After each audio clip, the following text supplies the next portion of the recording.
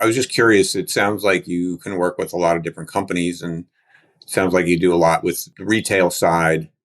And I'm assuming that would be like consumer products. And are there other manufacturers you would work with? But how do you actually go about working to establish a program with them? Like, let's say someone has a whole bunch of expired material or reject products and they wanted to get it managed. What would be the process for them working with you? So when we have a new client come to us and say, we have a lot of material we cannot use, can you find a solution for it so that we won't have to throw it away? Our sales team will go through with them a filter of many different questions to figure out the best context and get the best picture they can get about what kind of materials we would be managing. Sometimes we have to have a sample sent in, and those usually land in my office.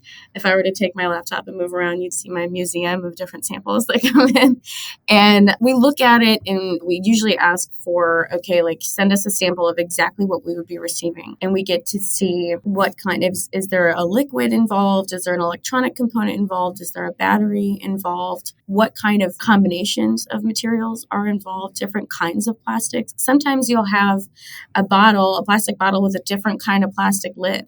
And so what kind of work will we have to do internally to separate things? Some of our downstream vendors will be able to do that work for us. So it comes down to, okay, let's see, what state is it coming from first? We start with compliance. So if it's a regular mainstream commingled recyclable material, then usually a compliance aspect isn't the largest concern when it comes to any kind of products that are just your plastics or your metals or your corrugates. But when it comes to retail products that might be a makeup or a perfume or a soap, those products, that's when we have to lead with compliance first. We have to start by saying, okay, well, what kind? Do you have an SDS? Do you have the ingredients for this product?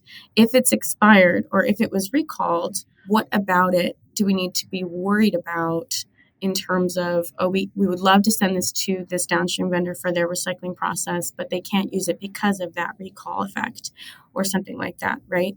So we'll go through this tier of different questions and interviewing to try to get the best picture about the material we have.